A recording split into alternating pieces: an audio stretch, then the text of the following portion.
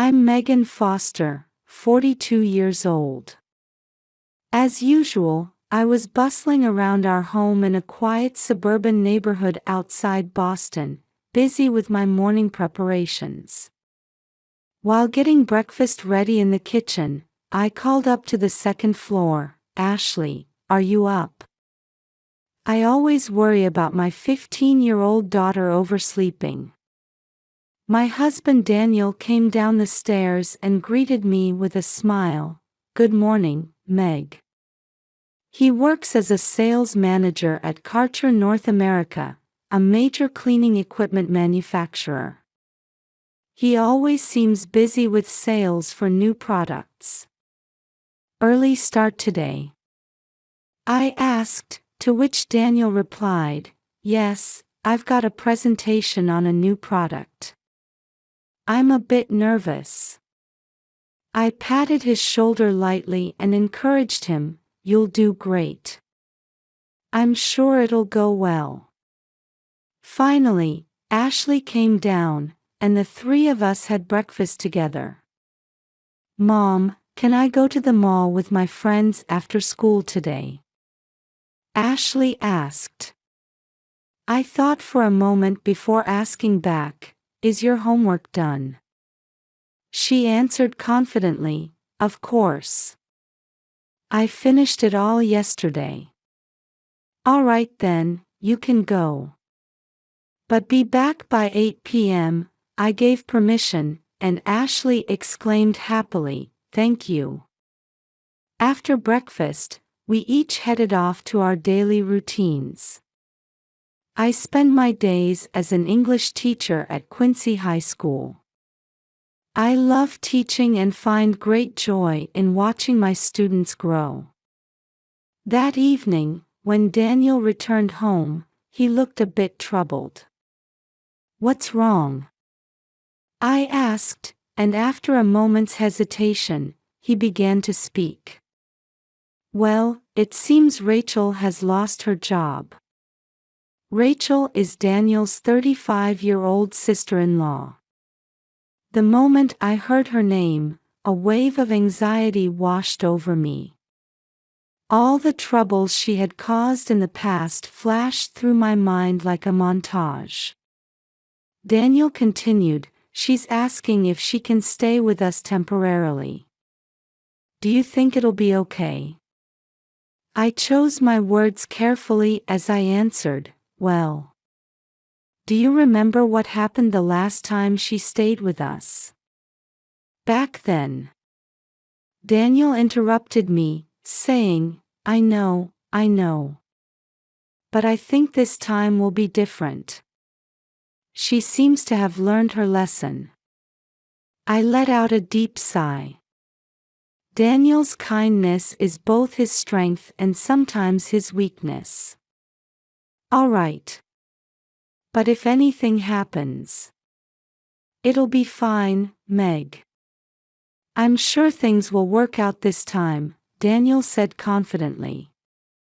That night, I couldn't sleep. I was worried that Rachel's arrival might disrupt our peaceful daily life. Looking out the window, I saw stars twinkling in the quiet night sky. I finally closed my eyes, praying that this tranquility would last for a long time. Rachel arrived at our house on a rainy Saturday afternoon. The doorbell rang, and Daniel rushed to greet her. I watched from the living room, feeling a bit tense. "Hey, Rachel. It's been a while," Daniel's cheerful voice could be heard.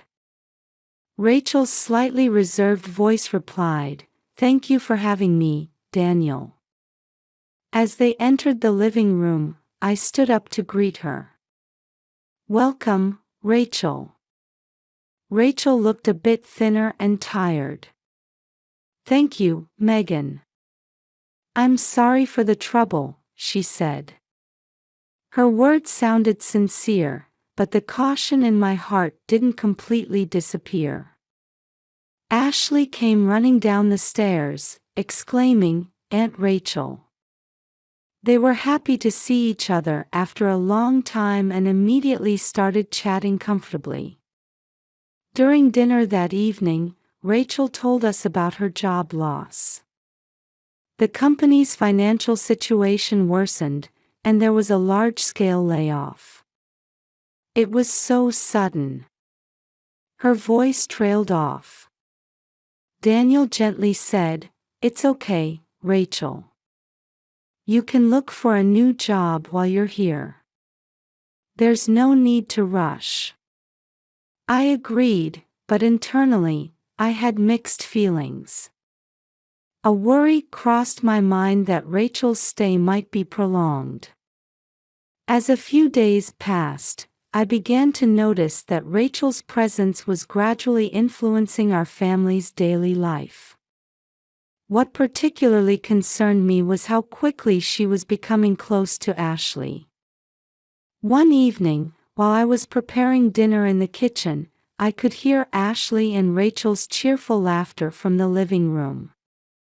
Listening closely, I heard Rachel saying, "Yes, and then in high school, this happened." I found myself unconsciously straining to hear. Rachel's high school stories shouldn't be very good memories. I clearly remember her causing problems back then. "Mom, what are you doing?" Ashley's sudden voice startled me back to reality. "Oh, I was just lost in thought," I answered, feeling a bit embarrassed about my behavior. During dinner, Rachel began asking Daniel about his work. "Daniel, how's the new product development at Karcher?" "I'm really curious." Daniel looked a bit uncomfortable but answered, "Well, we have some new things coming out, but I can't say much. It's company confidential, you know." Rachel persisted, "I see. But what's the general direction?" "Environmentally friendly products, perhaps." Feeling a bit awkward, I tried to change the subject. "By the way, Rachel, how's your job search going?" She frowned slightly and replied, "Well, I'm trying. But it's not easy to find something." That night, I spoke to Daniel in our bedroom. Rachel seems to have gotten quite close to Ashley lately. Daniel looked up from his book and said, "Yes, I think it's good stimulation for Ashley." I hesitated but continued, "But I'm a bit worried. Considering Rachel's past." Daniel frowned slightly and said, "Meg, let's let bygones be bygones. I think Rachel has changed." I fell silent. I didn't want to disrupt the family harmony. But internally, I was still worried. Looking out the window, I saw moonlight quietly illuminating the garden. How long would this peaceful daily life continue? With these thoughts, I closed my eyes. It was Friday evening, and I had just returned from school. While preparing dinner in the kitchen, I was reflecting on today's class. It was impressive to see the students discussing Romeo and Juliet. "I'm home," Ashley's voice called out, and I turned around with a smile to say, "Welcome back."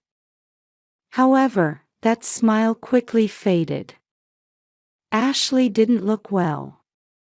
"Ashley, are you okay?" I asked, and she weakly replied, "I'm feeling a bit sick." I immediately rushed to Ashley's side and put my hand on her forehead. There was no fever, but she clearly looked unwell. "How do you feel?" I asked, and Ashley began to say, "My stomach hurts, and I feel nauseous." When suddenly her face changed color. The next moment, she rushed to the bathroom and began vomiting violently. I watched anxiously, rubbing her back. "Rachel," I called out. "She should be upstairs." But there was no response. After a while, Ashley's condition worsened. Her stomach pain intensified, and she began to break out in a cold sweat. I tried to stay calm despite my panic. "Daniel, come home quickly," I prayed in my heart as I called my husband. "Ashley's in trouble. Come home right away." Before I could hear Daniel's response, I heard Ashley's cry of pain. This is not normal. Without hesitation, I dialed 911. 911, what's your emergency? My daughter suddenly started having stomach pain and vomiting, and it's getting worse. I understand. We'll dispatch an ambulance right away. Can you give me your address? I gave the address in a trembling voice. The operator calmly instructed me on what to do, but my mind was blank. A few minutes later, I heard the sound of sirens approaching. I opened the front door and let the paramedics in. They immediately began checking Ashley's condition. "We'll transport her to Massachusetts General Hospital," the paramedics said.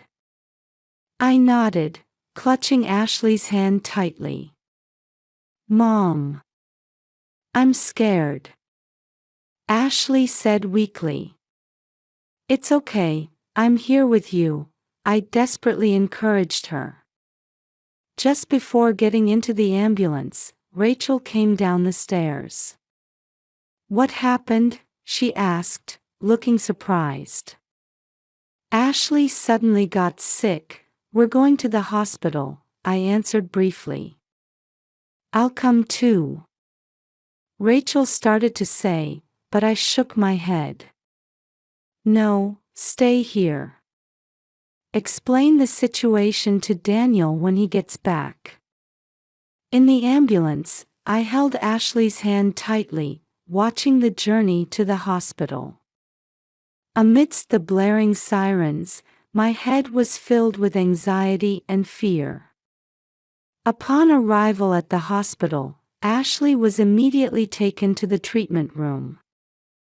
I waited in the waiting room, feeling overwhelmed with worry. After a while, Daniel rushed in, out of breath.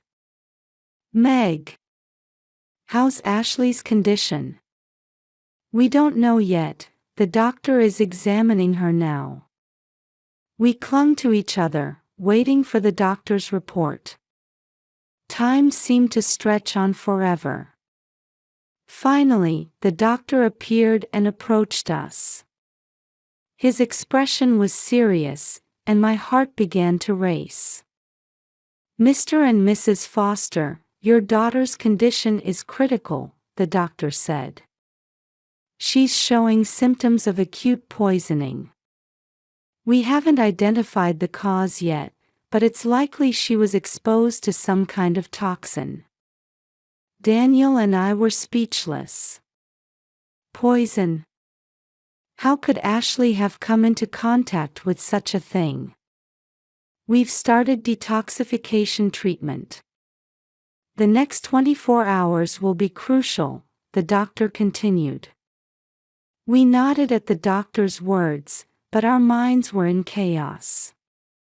When we were led to Ashley's room, we saw our daughter surrounded by various medical equipment.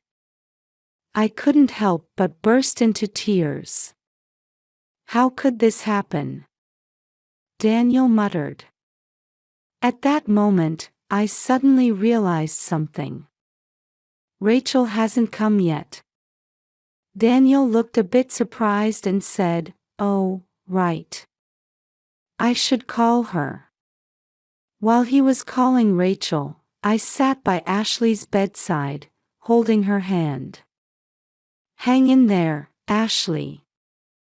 Mom and Dad are here with you. Daniel came back with a slightly confused expression.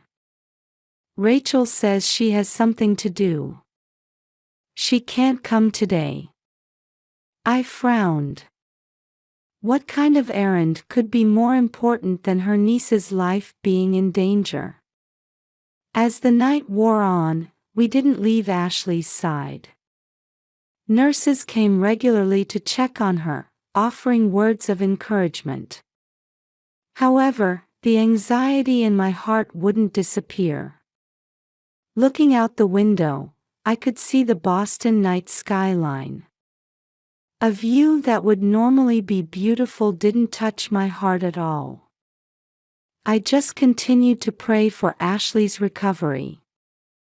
As dawn broke and a new day began, Ashley's condition continued to fluctuate. Doctors and nurses were monitoring her around the clock, but without knowing the cause, they couldn't provide fundamental treatment. Daniel and I took turns taking short naps, never leaving Ashley's side.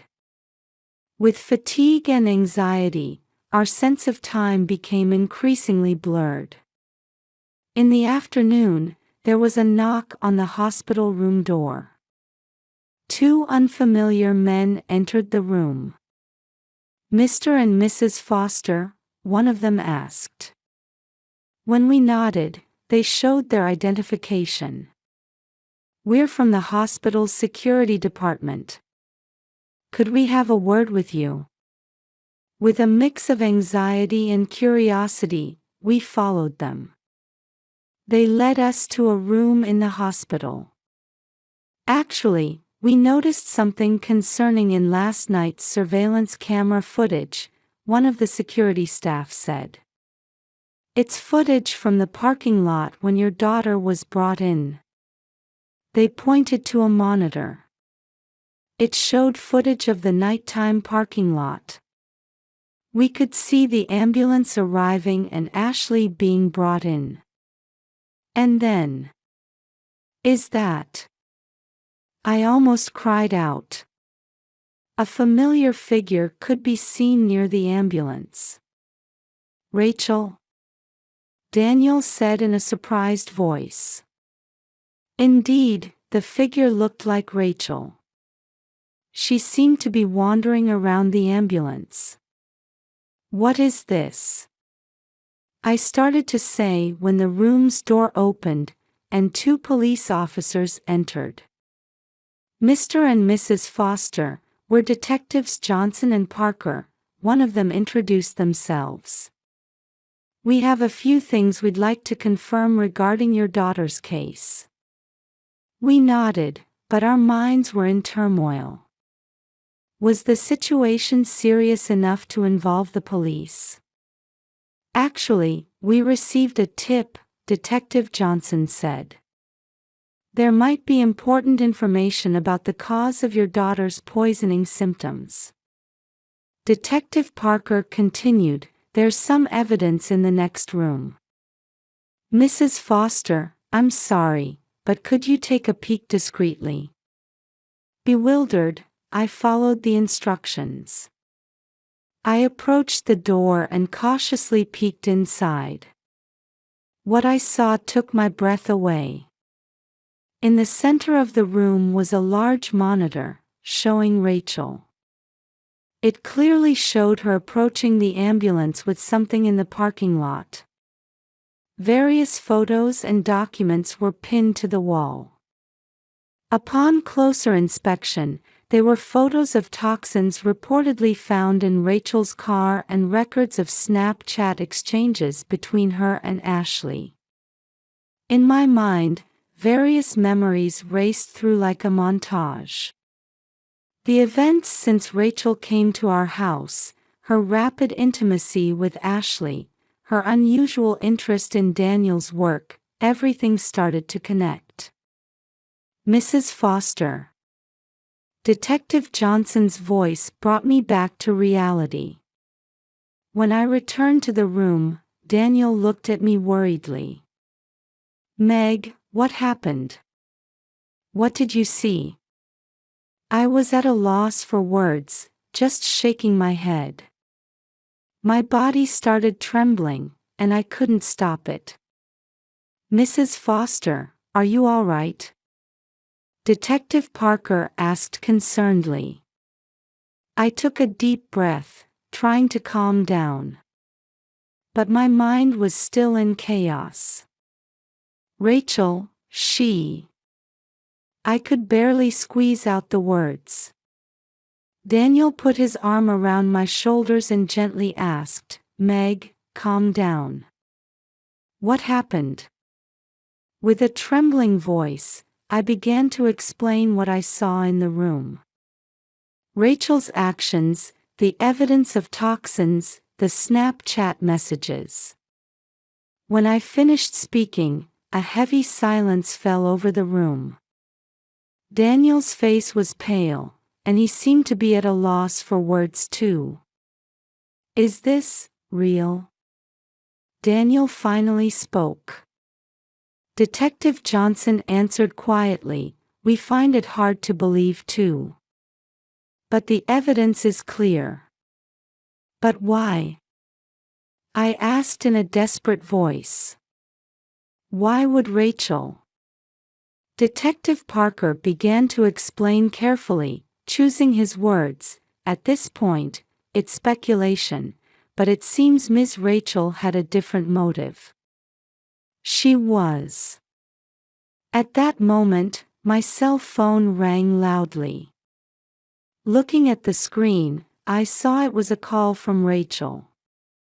All eyes in the room focused on my phone.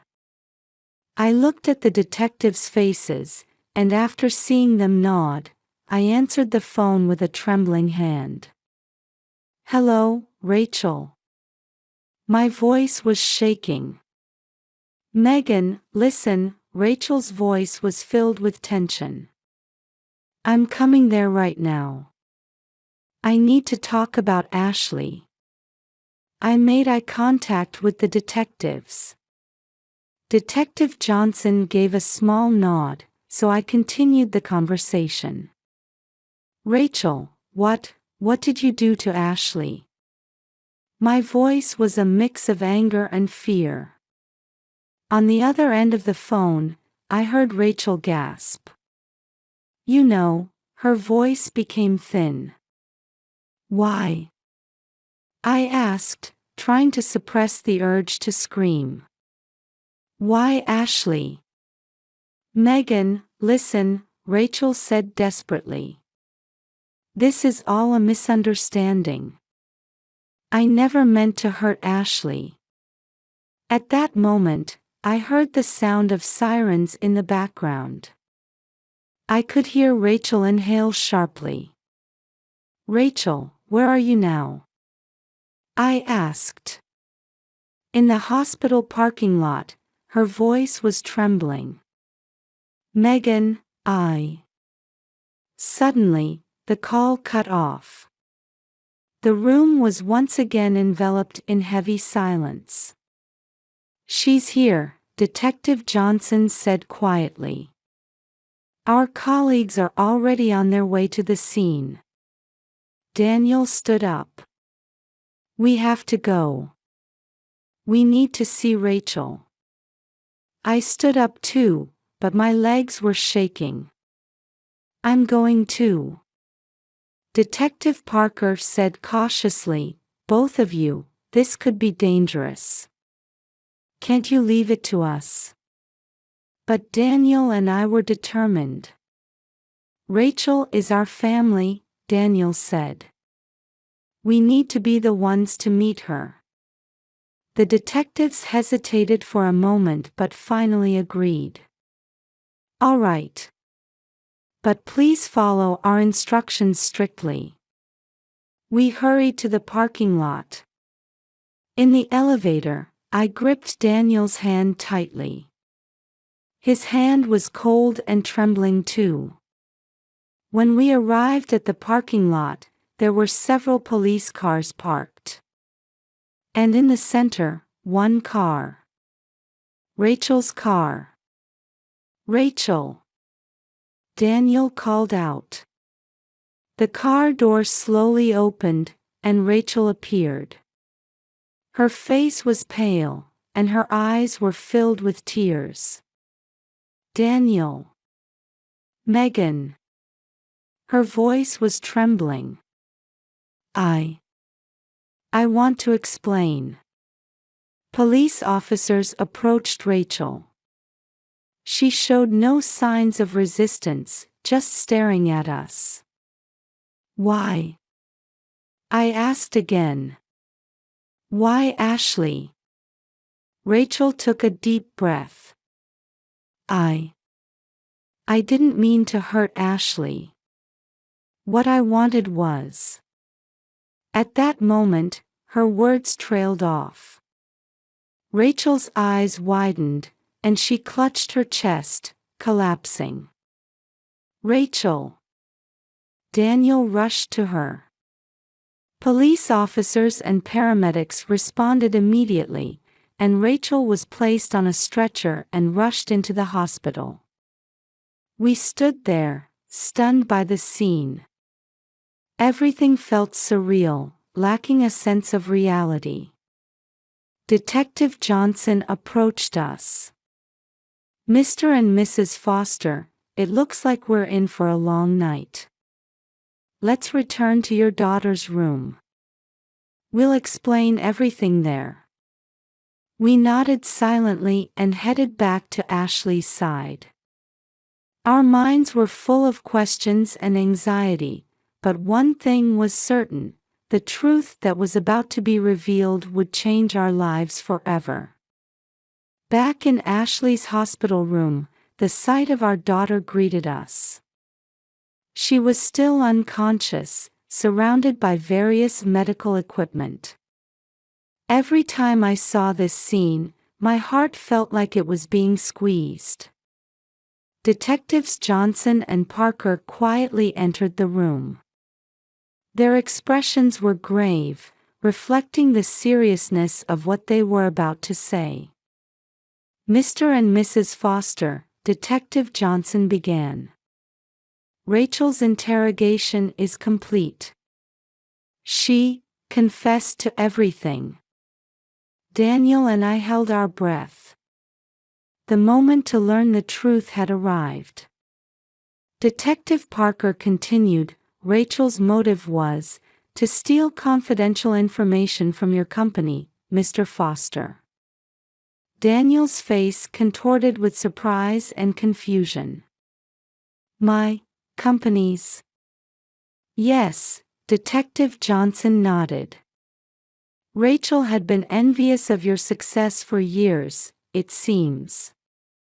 She was trying to sell information to a rival company of Karcher." My head was spinning, and I couldn't find words. I couldn't believe Rachel would go that far. "But why Ashley?"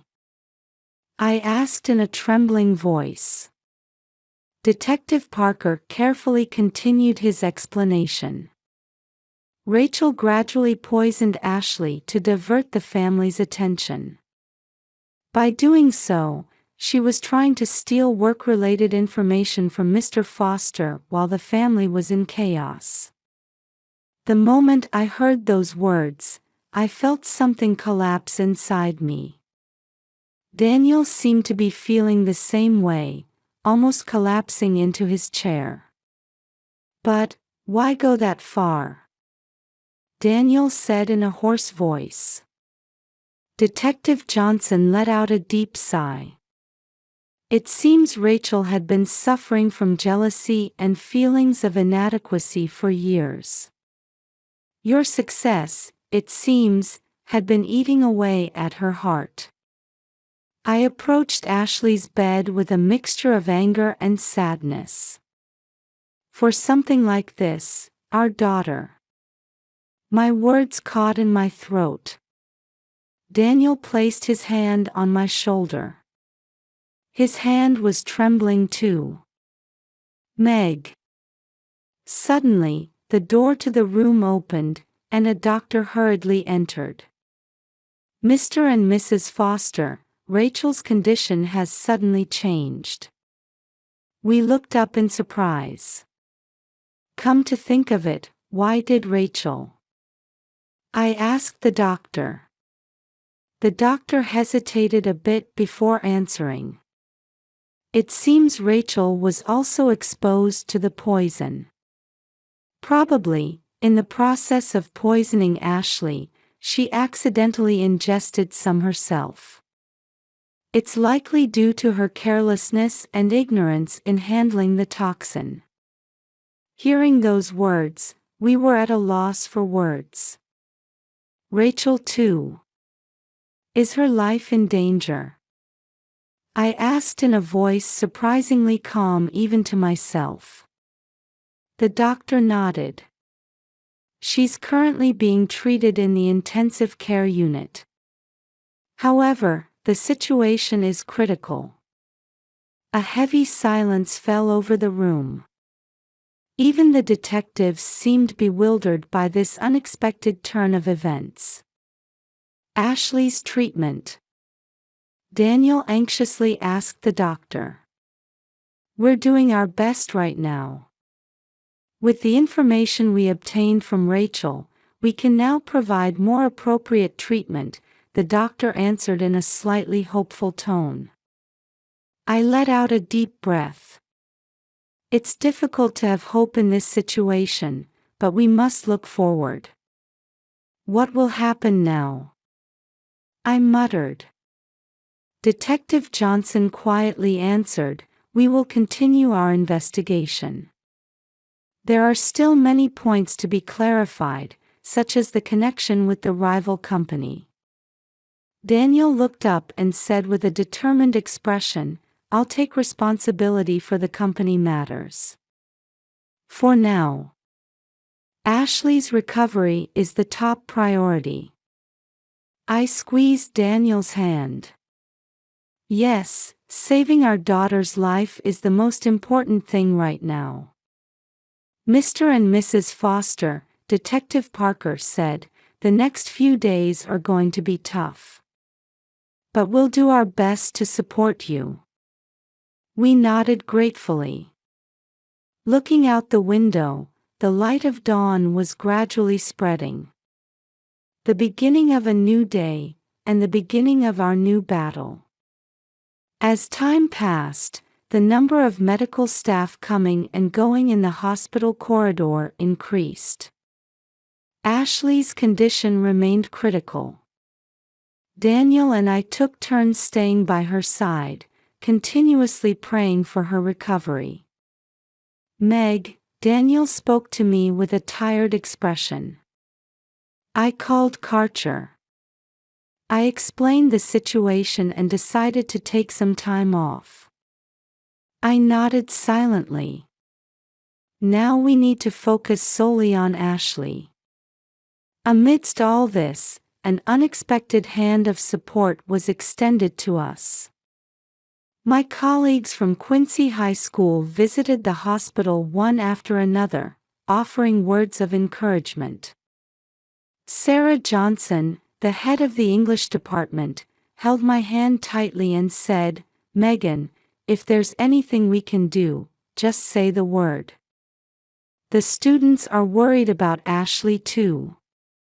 Hearing those words, I felt tears welling up. Thank you, Sarah. I'll let Ashley know everyone's feelings. And to my surprise, my students had made message cards for Ashley. The walls of the hospital room were decorated with colorful cards. The thoughts contained in each one of them gave us strength. One day, the attending physician came with a new proposal. Mr. and Mrs. Foster, I'd like to consult with Dr. Emily Harris, a toxicology specialist from Boston Children's Hospital. Would that be all right with you? We immediately agreed. The next day, Dr. Harris visited the hospital room. She greeted us with a warm smile. I'd like to try a new detoxification therapy, Dr. Harris began to explain. This is a recently developed method that shows promise for cases like Ashley's. We felt like we had found a ray of hope. Please, please help Ashley, I said desperately. The treatment began, and we watched Ashley's condition with bated breath. As time passed, little by little, changes began to appear in her condition. Her pulse is stabilizing, the nurse reported happily. Hearing those words, Daniel and I hugged each other spontaneously. We can't relax yet, but this is definitely progress. Meanwhile, Rachel's condition was also gradually improving. She hadn't regained consciousness yet, but it seemed she was out of life-threatening danger. Meg, Daniel quietly spoke to me one day. About Rachel, what should we do when she wakes up? I let out a deep breath. Honestly, I don't have the emotional capacity to think about Rachel yet. For now. I just want to think about Ashley. Daniel nodded silently. He probably feels the same way. As days passed, we continued to pray for Ashley's recovery, swinging between hope and anxiety. The sky visible from the hospital room window sometimes clouded over, sometimes cleared up, as if reflecting our state of mind. Then one day, Ashley's fingers moved slightly.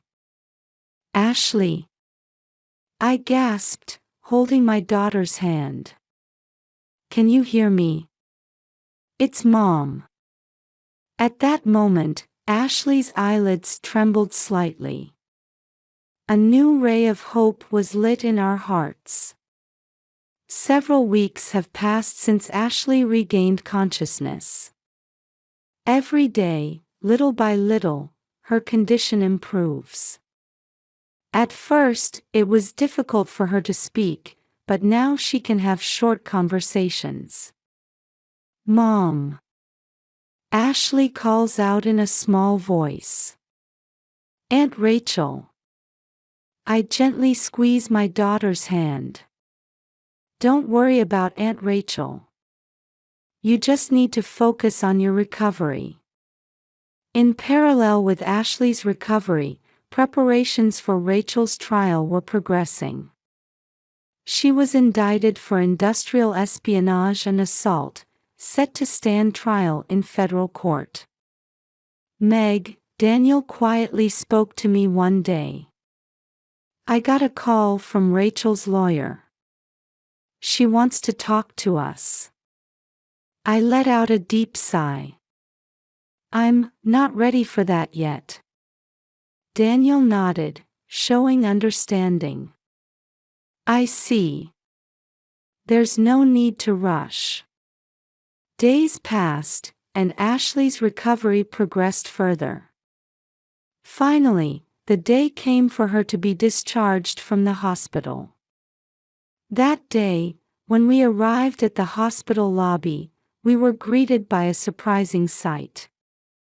A large crowd of people had gathered there.